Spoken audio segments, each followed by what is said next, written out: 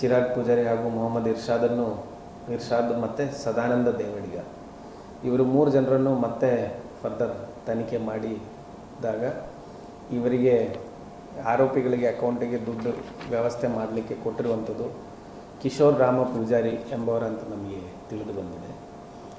ಕಿಶೋರ್ ರಾಮ ಪೂಜಾರಿ ಸಹ ಒಬ್ಬ private contractor ಇದ್ದಾರೆ.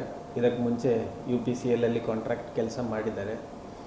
ಈ UPCLಗೆ ಒಂದು ಡಿಸ್ಯಾಲಿನೇಷನ್ ಪೈಪ್ಲೈನ್ ಸೆಟ್ ಮಾಡುವಂತಹ ಒಂದು ಕಾಂಟ್ರಾಕ್ಟ್ ಪ್ರಾಜೆಕ್ಟಲ್ಲಿ ಪೈಪ್ಲೈನ್ ಹಾಗೂ ಕಾಂಕ್ರೀಟ್ ರೋಡ್ ಅದರ ಸಂಬಂಧಪಟ್ಟಾಗೆ ಮಾಡೋದು. ಅದ್ರದ್ದು ಎಕ್ಸಾಕ್ಟ್ ವ್ಯಾಲ್ಯೂ ಆಫ್ ಪ್ರಾಜೆಕ್ಟ್ ಗೊತ್ತಿಲ್ಲ, ಬಟ್ ಹೈ ವ್ಯಾಲ್ಯೂ ಪ್ರಾಜೆಕ್ಟ್. ಈ ಪ್ರಾಜೆಕ್ಟಲ್ಲಿ ಕಿಶೋರ್ ಮುಂಚಿಂದನೇ ಕಾಂಟ್ರಾಕ್ಟ್ ವರ್ಕ್ ಮಾಡ್ತಾ ಇರೋದ್ರಿಂದ ಅವರ ಮನೆ ಯರ್ಮಾಳಲ್ಲಿ ಹತ್ತಿರದಿಂದ ಈ ಪ್ರಾಜೆಕ್ಟ್ ಹೋಗ್ತಾ ಇರೋದ್ರಿಂದ ಈ ಪ್ರಾಜೆಕ್ಟ್ ನನಗೆ ಕೊಡಬೇಕು ಅಂತ ಹೇಳಿ UPCL ಅವರಿಗೆ ಹಾಗೂ ಡೇವಿಡ್ಗೆ ಅವರು ಕೇಳಿರ್ತಾರೆ. ಬಟ್ ಆ ಪ್ರಾಜೆಕ್ಟ್ ಅವರಿಗೆ ಸಿಕ್ಕಿರಲಿಲ್ಲ, ಕೊಡಲಿಲ್ಲ.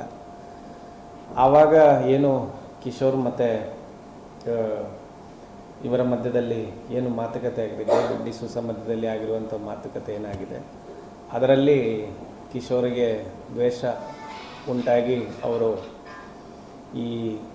ಇದನ್ನು ಪ್ಲ್ಯಾನ್ ಮಾಡಿದ್ದಾರೆ. ಅಸಾಲ್ಟ್ ಮಾಡಬೇಕು ಅಥವಾ ಇವರಿಗೆ ಮರ್ಡರ್ ಮಾಡಬೇಕು ಅಂತ ಆವಾಗಲಿಂದನೇ ಪ್ಲ್ಯಾನ್ ಮಾಡಿದ್ದಾರೆ. ಆದರೆ ಅವರೊಬ್ಬ ವ್ಯಕ್ತಿ ಅಷ್ಟೇ ಅಲ್ಲ ಪ್ಲ್ಯಾನಿಂಗ್ ಮಾಡೋದು, ಅವರಿಗೆ ಸಹಾಯ ಮಾಡಲಿಕ್ಕೆ ಇನ್ನೊಬ್ಬ ವ್ಯಕ್ತಿ ಇದ್ದಾರೆ. ಆ ವ್ಯಕ್ತಿ ಬಗ್ಗೆ ಅಥವಾ ಇನ್ನೊಬ್ಬ ವ್ಯಕ್ತಿ ಬಗ್ಗೆ ಏನು ರೋಲ್ ಇದೆ ಅದು ಮತ್ತೆ ಮುಂದುವರೆದು ಹೇಳ್ತೀನಿ. ಇದಾದ ನಂತರ ನಾವು ಕೆಲವೊಂದು ಅನಾಲಿಸಿಸ್ ಮಾಡಿದಾಗ UPCLಲ್ಲಿರುವಂಥ ಕೆಲವೊಬ್ಬರು ಅಧಿಕಾರಿಗಳು, ಕೆಲವೊಬ್ಬರು UPCLಲ್ಲಿರುವಂಥ ಕೆಲ ವ್ಯಕ್ತಿಗಳಿಗೆ ಹಾಗೂ ಡೇವಿಡ್ ಡಿಸೂಸ, ಮೃತಪಟ್ಟಿರುವಂತಹ ಡೇವಿಡ್ ಡಿಸೂಸದ ಫೋನಿಗೆ ಒಂದು ಕರೆ ಬಂದು, ಆ ಕರೆಯಲ್ಲಿ ಸುಮಾರು 25 ವರ್ಷದಿಂದ ಅರೆಸ್ಟ್ ಆಗದೇ ಇರುವಂತಹ ಒಬ್ಬ ಬಾಂಬೆ ಮೂಲತಃ ಹೇಮಂತ್ ಪೂಜಾರಿ ಅಂತ ಹೇಳಿ ಏನು ಅಂಡರ್ವರ್ಲ್ಡಲ್ಲಿ ಆ್ಯಕ್ಟಿವ್ ಆಗಿತ್ತು 10 ವರ್ಷ ಮುಂಚೆವರೆಗೂ, ಅವರ ಹೆಸರಿನಲ್ಲಿ ಕರೆ ಬಂದು ಈ ಪ್ರಾಜೆಕ್ಟ್ ಇವನಿಗೆ ಕೊಡಬೇಕು ಅಂತ ಹೇಳಿ ಫೋರ್ಸ್ ಮಾಡಿದ್ದಾರೆ. ಅದಕ್ಕೆ ಇವರು ಒಪ್ಪಿರುವುದಿಲ್ಲ. ತದನಂತರ ಏನು ಕಾಲ್ಸ್ ಬಂದಿದೆ, ಈ ಕಾಲ್ಸು ಅಥವಾ ಈ ವ್ಯಕ್ತಿ ಯಾರು ಹೇಮಂತ್ ಪೂಜಾರಿ ಅಂತ ಹೆಸರಲ್ಲಿ ಕೋಆರ್ಡಿನೇಟ್ ಮಾಡ್ತಿದ್ದಾರೆ, ಆ ವ್ಯಕ್ತಿ ಇರ್ಷಾದ್ ಒಟ್ಟಿಗೆ, ಅದೇ ರೀತಿ ಸದಾನಂದ ದೇವಡಿಗೊಟ್ಟಿಗೆ, ಅದೇ ರೀತಿ ಕಿಶೋರ್ ಒಟ್ಟಿಗೆ, ಇವರೆಲ್ಲರೊಟ್ಟಿಗೆ ಆ ವ್ಯಕ್ತಿ ಸಂಪರ್ಕದಲ್ಲಿದ್ದರು, ಸಂಚು ರೂಪೀಕರಣದಲ್ಲಿ ಭಾಗವಹಿಸಿದ್ದಾರೆ ಅಂತ ನಮಗೆ ತನಿಖೆಯಲ್ಲಿ ತಿಳಿದು ಬಂದಿದೆ. ಅದೇ ರೀತಿ ಆರೋಪಿಗಳೊಟ್ಟಿಗೇನು ಅದೇ ರೀತಿ ಆರೋಪಿಗಳು 3 ಜನ ಯಾರು ಇಲ್ಲಿ ಶೂಟರ್ಸ್ ಬಂದಿದ್ದಾರೆ. ಮತ್ತು ಅವರಿಗೆ ಕೋಆರ್ಡಿನೇಟ್ ಮಾಡಿ ಕಳಿಸಿರುವಂಥ ವ್ಯಕ್ತಿ ಮತ್ತು ಮೊನ್ನೆ ಇವತ್ತು ಅರೆಸ್ಟ್ ಆಗಿರುವಂಥ ಅನೂಜ್ ಕಮಲೇಶ್ವರ್ ಪಾಟೀಲ್ ಅಂತ ಹೇಳಿ, ಅವರು ಬಿಹಾರ್ ಮೂಲದವರು. ಅವರೊಟ್ಟಿಗೆ ಎಲ್ಲರೊಟ್ಟಿಗೇನು ಈ ಕೋಆರ್ಡಿನೇಟ್ ಮಾಡಿದ ವ್ಯಕ್ತಿ ಸಂಪರ್ಕದಲ್ಲಿತ್ತು ಅಂತ ನಮಗೆ ತನಿಖೆಯಲ್ಲಿ ತಿಳಿದು ಬಂದಿದೆ. ಸೊ ಈ ವ್ಯಕ್ತಿ ಸದ್ಯಕ್ಕೆ ತಾನು ಹೇಮಂತ್ ಪೂಜಾರಿ ಅಂತ ಹೆಸರಿನಲ್ಲೇ ಇಂಟ್ರೊಡ್ಯೂಸ್ ಮಾಡಿ ಮಾತಾಡ್ತಿದ್ದಾರೆ.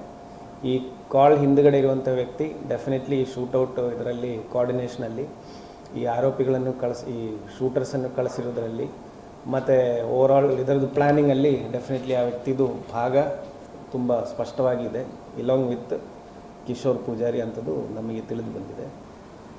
ಸೊ ಈ ಪ್ರಕರಣ ಸಂಬಂಧಪಟ್ಟ ಹಾಗೆ ನಾನು ಮುಂಚೆ ಹೇಳಿದಾಗೆ ಫೈನಾನ್ಸ್ ಮಾಡೋದ್ರಿಂದ ಹಿಡಿದು, ಸಂಚು ರೂಪೀಕರಿಸಿದ್ದವರಿಂದ ಹಿಡಿದು, ಘಟನಾ ಸ್ಥಳದಲ್ಲಿ ಫೈರಿಂಗ್ ಮಾಡಿರೋದ್ರಿಂದ ಹಿಡಿದು, ಅವರನ್ನು ಅರೇಂಜ್ ಮಾಡಿರೋದ್ರಿಂದ ಹಿಡಿದು, ಸಪೋರ್ಟ್ ಮಾಡಿರುವಂಥ ಎಲ್ಲ ವ್ಯಕ್ತಿಗಳನ್ನು ನಾವು ಸದ್ಯಕ್ಕೆ ಅರೆಸ್ಟ್ ಮಾಡಿದ್ದೀವಿ. ಇದಲ್ಲದೆ ನಮಗೆ ಇನ್ನೊಬ್ಬ ವ್ಯಕ್ತಿ ಇದರಲ್ಲಿ ಯಾರು ಸಂಚು ರೂಪೀಕರಣದಲ್ಲಿ ಭಾಗವಹಿಸಿದ್ದಾರೆ, ಯಾರು ಕೋಆರ್ಡಿನೇಷನಲ್ಲಿ ಭಾಗವಹಿಸಿದ್ದಾರೆ, ಯಾರು ಈ ಅನೂಜ್ ಹಾಗೂ ಇತರ ಶೂಟರ್ಸ್ ಒಟ್ಟಿಗೆ ಕೋಆರ್ಡಿನೇಟ್ ಮಾಡಿದ್ದಾರೆ, ಅದರ್ ದ್ಯಾನ್ ಈಗ ಇರುವಂಥ ಅಕ್ಯೂಸ್ಡ್ ಅಲ್ಲದೆ ಬೇರೆ ಯಾರು ಆರೋಪಿಗಳೊಟ್ಟಿಗೆ ಕೋಆರ್ಡಿನೇಟ್ ಮಾಡಿದ್ದಾರೆ, ಯಾವ ವ್ಯಕ್ತಿ ಕಾಲ್ ಮಾಡಿ ಹೇಮಂತ್ ಪೂಜಾರಿ ಅಂತ ಹೇಳಿ ಕಾಲ್ ಮಾಡ್ತಿದ್ದಾರೆ, ಆ ವ್ಯಕ್ತಿ ಇನ್ನೊಬ್ಬ ಈ ಪ್ರಕರಣದಲ್ಲಿ ನಮಗೆ ಉಳಿದಿದೆ. ಆ ವ್ಯಕ್ತಿ ಹೇಮಂತ್ ಪೂಜಾರಿ ಇರ್ಬೋದು, ಹೇಮಂತ್ ಪೂಜಾರಿ ಇರದೇ ಇರ್ಬೋದು. ಈವನ್ ಮುಂಬೈ ಪೊಲೀಸು ಸಹ ಇದುವರೆಗೂ ಯಾವುದು ಕನ್ಫರ್ಮೇಷನ್ ನಮಗೆ, ಅವರು ಆ್ಯಕ್ಟಿವ್ ಆಗಿದ್ದು ಮುಂಬೈಯಲ್ಲಿ ಸುಮಾರು 10 ವರ್ಷದಿಂದ ಯಾವುದು ಥ್ರೆಟ್ ಕಾಲ್ಸ್ ಆಗಲಿ ಮತ್ತು ಇತರ ಕಾಲ್ಸ್ ಆಗಲಿ ಯಾರಿಗೂ ಬಂದಿರಲಿಲ್ಲ. ಮತ್ತು ಅವರು ಯಾವ ಪ್ರಕರಣಗಳಲ್ಲೂ ಇದುವರೆಗೂ ಅರೆಸ್ಟು ಆಗಲಿಲ್ಲ ಅವ್ರ ಮೇಲೆ ಆಗಿರುವಂಥ ಪ್ರಕರಣಗಳಲ್ಲಿ. ಸೊ ಇಷ್ಟು ನಮಗೆ ಮಾಹಿತಿ ಇರುವಂಥದ್ದು. ಸೊ ನಾನು ಕನ್ಫರ್ಮ್ ಆಗಿ ಹೇಳಕ್ಕೆ ಬರಲ್ಲ, ಯಾಕಂದರೆ ಈಗ ಆರ್ಟಿಫಿಷಿಯಲ್ ಇಂಟೆಲಿಜೆನ್ಸ್ ಇದೆ, ಸೌಂಡು ವಾಯ್ಸ್ ಎಲ್ಲ ಯಾವ ರೀತಿಯಲ್ಲಿ ಬೇಕಾದ್ರೆ ಮಾಡ್ಬೋದು. ಕೆಲ ವ್ಯಕ್ತಿಗಳು ಇನ್ಕ್ಲೂಡಿಂಗ್ ಅವರ ತಮ್ಮ ಸ್ಪಷ್ಟವಾಗಿ ಹೇಳ್ತಾರೆ ಇದು ನನ್ನ ಅಣ್ಣ ಇದ್ದಾರೆ ಅಂತ. ಆದರೆ ಅವರು ಸಹ ಹೇಳ್ತಾರೆ ಸುಮಾರು ವರ್ಷಗಳ ನಂತರ ನಾವು ಮಾತಾಡ್ತೀವಿ ಅಂತ. ಸೊ ಈ ವಿಚಾರ ಸಂಬಂಧಪಟ್ಟಾಗೆ ನಮಗಿನ್ನೂ ಕ್ಲಾರಿಟಿ ಇಲ್ಲ, ತನಿಖೆ ಮಾಡಬೇಕಾಗ್ತದೆ. ಮುಂಬೈ ಪೊಲೀಸ್ ಒಂದು ತಂಡ ಉಡುಪಿಗೆ ಬಂದಿದ್ದಾರೆ, ಅವರು ಸಹ ನಮ್ಮಿಂದ ಮಾಹಿತಿ ಪಡ್ಕೊಂಡು ಹೋಗಿದ್ದಾರೆ.